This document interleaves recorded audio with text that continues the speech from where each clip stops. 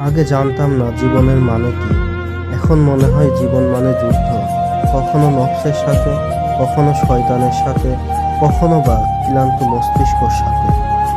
আবার চেনা যায় কাছের চেনা মানুষগুলোর সাথে। একদিন সোনা লোহাকে প্রশ্ন করল, আমাদের দুজনকেই হাতুড়ি মারা হয়, কিন্তু তুমি এত চিল্লাও কেন? লোহা তখন বলল, নিজের মানুষ যখন নিজেকে মারে তখন অনেক বেশি ব্যথা লাগে। তো এজন্যই হাল ছেড়ে দিলে মানে হেরে গেল জীবন। জীবন মানে উত্থান পতন আর উত্থান পাথানের লড়াই। যারা এই লড়াই টিকে থাকবে তারাই আসল পুরুষ।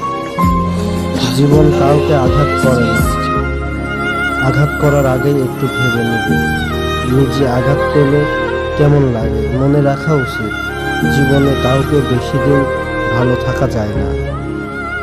এটা সবার মনে রাখতে হবে।